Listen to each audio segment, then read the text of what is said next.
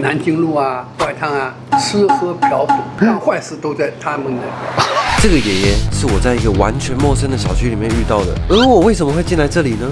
不在家是为了给你们带来更精彩的故事。Hello， 大家好，我是佳佳。今天这部影片，我不只要带你去走上海最文青的 City Walk 路线，还会带你去逛整个上海最经典的豫园，别人不知道的神仙机位，我也带你去走一遍。超漂亮的那个黄金银楼，这个点是最好的，根本就没有人会走进来。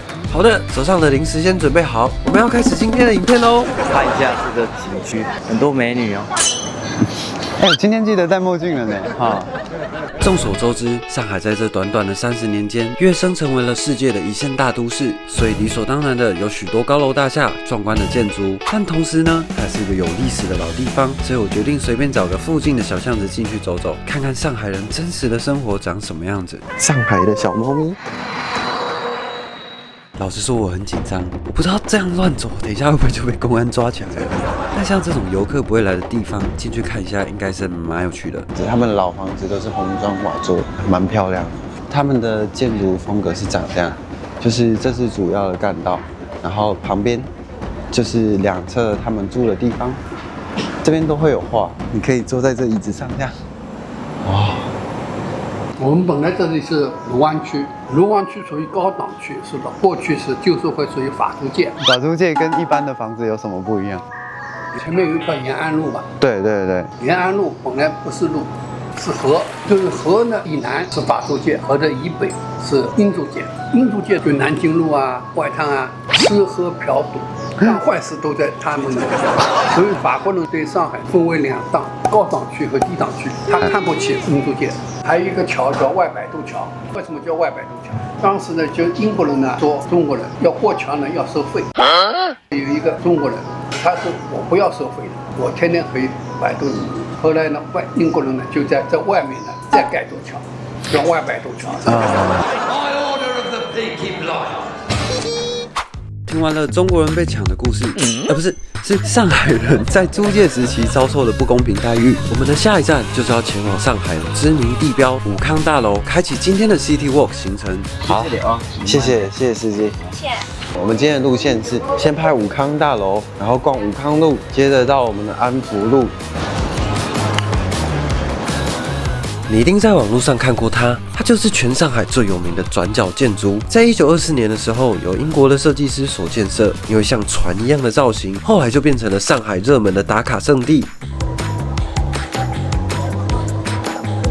不要站在马路上拍照，往上走。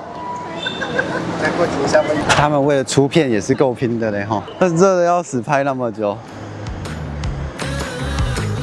在武康大楼的旁边，还有一个知名的观光景点宋庆龄故居，它里面有展出宋家三姐妹的故事，我很推荐你们去看看。但碍于资讯量有点大，如果你们有兴趣，我之后可能再出一支影片跟你们聊聊。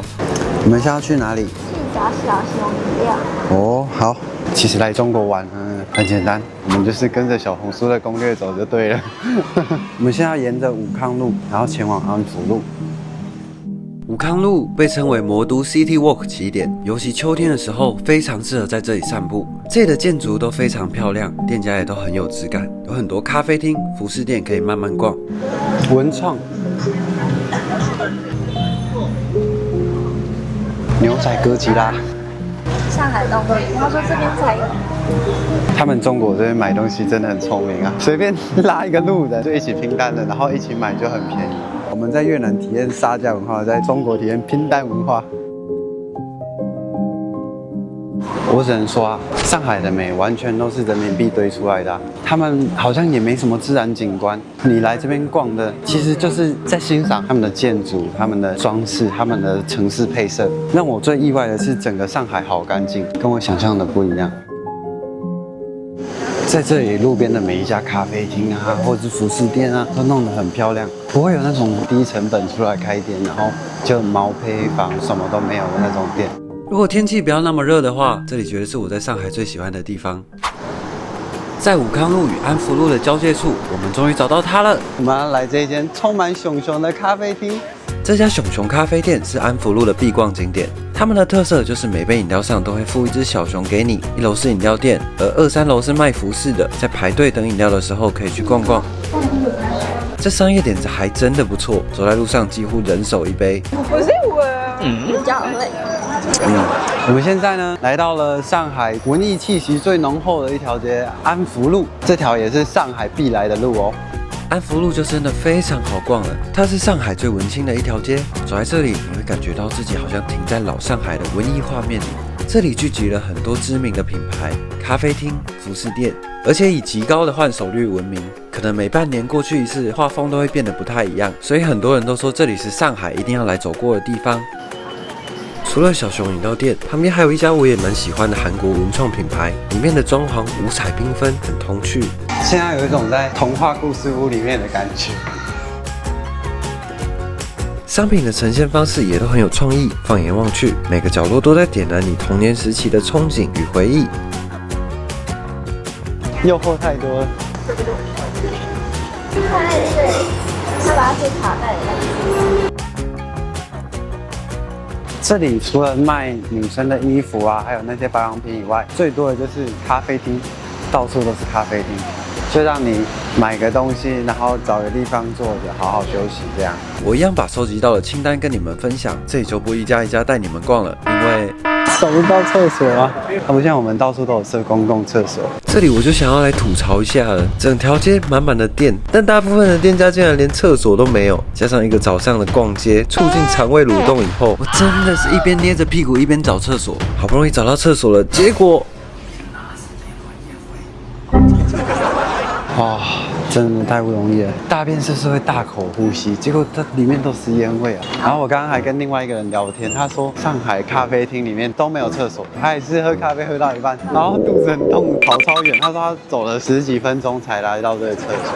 我真想要问问上海的观众，你们逛街也是这么狼狈的吗？还是你们有什么解决方式呢？拜托一定要跟我们分享一下。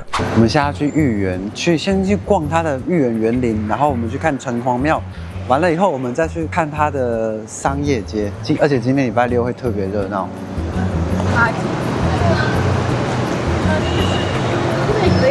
有了这2天的交通经验，叫小黄理所当然的就成为我的第一选择。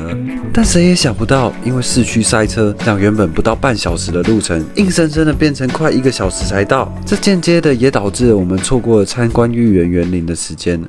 不能进去啊！不能进去了。他写停售啦，暂停售卖。果然是4点半，是不是？对，如果你想要逛它的花园的话，你一定要在4点半前来到这里。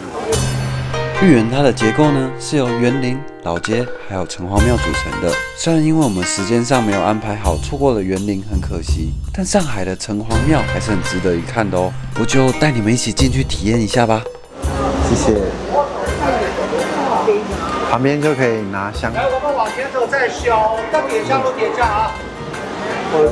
在我身后，这就是上海的城隍庙，它已经有600多年的历史，而且它是上海非常标志性的建筑，周围都非常的精致。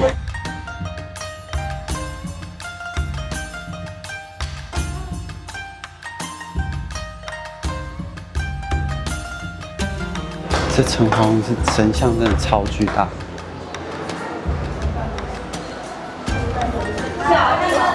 宜昌店。这也有拜关公。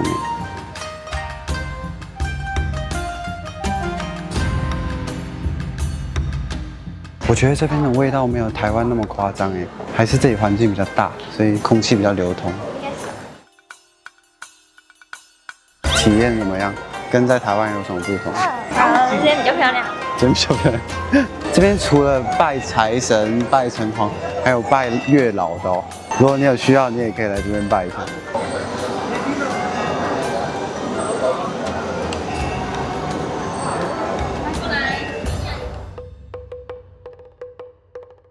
你说刚刚那个看面相的说你面上有屎哦？他摸着我手，你面上有屎。面上有屎，太恐怖了，什么鬼？在豫园里面被这种建筑包围，感觉就好像穿梭在武侠游戏里面，你知道吗？从这边看到豫园的古建筑，你看到后面的陆家嘴3件套，有一种古新交错的感觉，漂亮。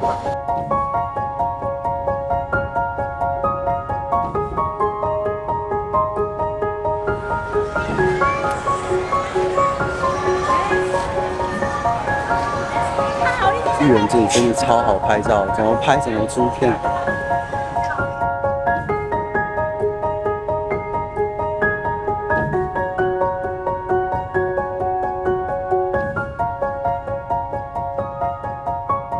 晚上玉园的外围也是蛮热闹的，吃的东西也很多，但听说这边的东西都不太好吃，不知道真的还是假的。晚餐我挑了一家很有历史，苹果的库克也来吃过的店，但怎么说呢？它的生煎包又油又硬的，味道也不怎么样，而且它的猪有一种特别的味道，像汗臭味吗？总之这家我真的不太推。啊，现在天色暗了，然后玉园的灯也点起来了，一整个哇，漂亮了。来到玉园最重要的就是拍照啦，我们原本打算直接拍一拍就好，结果发现哦 shit， 在这里穿古装也太好看了吧！于是我决定要来帮大家实测看看，在玉园租一套古装，找摄影师来帮你拍，到底划不划算？我们现在要带雨去变装拍，是可以吗？就可以跟你这个一样的穿搭。哎，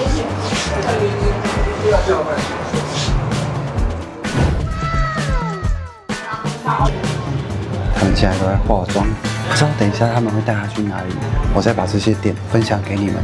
鱼是有自己先找参考图给老师画的哦，我们等一下再来看画出来的效果如何。这家叫做画中人，我是不知道这样子的服装量到底算多还是算少，但是我感觉他们在帮你化妆的时候是还蛮用心的。他一边画一边跟你调整，然后帮你朝着你指定的那个妆法前进，这样子一条龙服务帮你画，帮你拍，要帮你修照片，这样子总共是398块人民币，差不多1700块台币。我不知道你们觉得划不划算？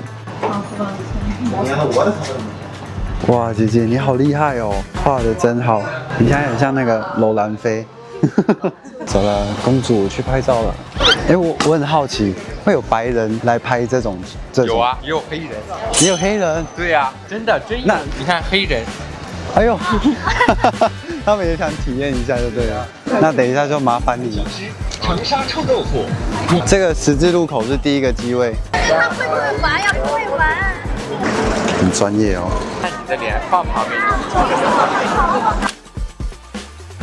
转场了，转场了。第二个景在这个药局的对面，一般人不会来这边拍照的哦。那个脚对着这个药局拍。微笑一点，第三个点是在这里。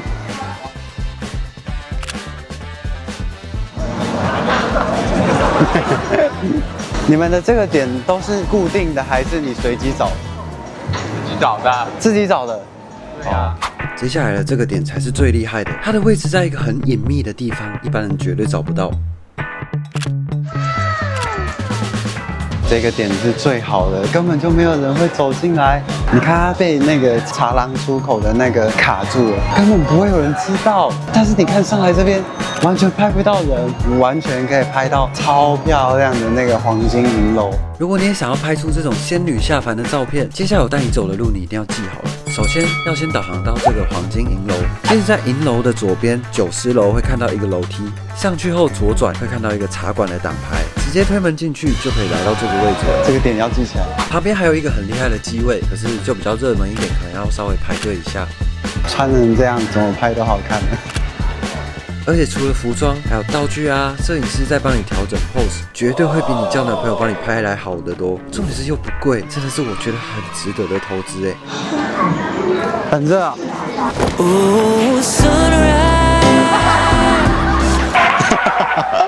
走，我们回去挑照片。